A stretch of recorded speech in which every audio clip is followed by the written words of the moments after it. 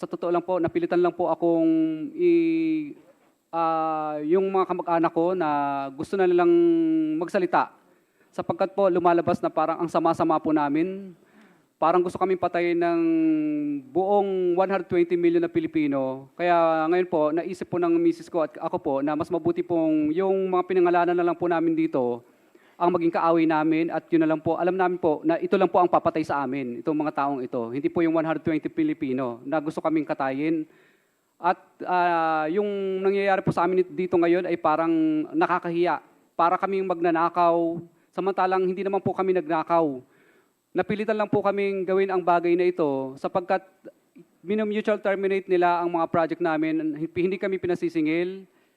Road ride of way ang nangyayari po. Kaya po kami po ay isinigaw na lang po namin ito kasi namili po kami mag-asawa. Bulak, 1 kilong bulak o 1 kilong ginto. Ang pinili po namin, 1 kilong ginto. Dahil una, pareho lang naman siyang mabigat. Yung bulak at saka ginto, pareho siyang mabigat. Pero pinili po namin yung ginto. Kahit po kami mamatay bukas o papatayin po kami ng mga politikong ilang piraso na ito, alam po namin na may dangal po kaming mamamatay kaysa naman patayin po kami ng buong Pilipino sa Pilipinas na kahit saan po kami magpunta sa dulo ng Mindanao, Luzon at Visayas ay parang kaaway po namin lahat ng mga Pilipino. Samantala ngayon po, natatakot po kami sa buhay namin.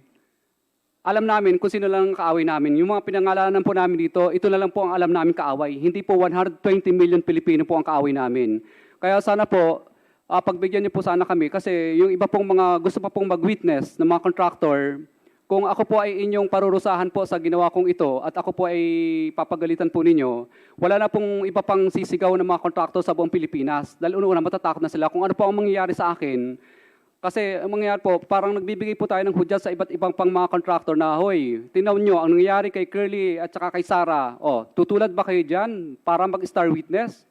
Hindi na sila sisigaw, parang nagbibigay po tayo ng anyaya sa lahat ng mga tao na ang maging star witness. Mr. Chair, if I may interrupt our resource person, I wish to believe that you are not yet a witness, much less a state witness.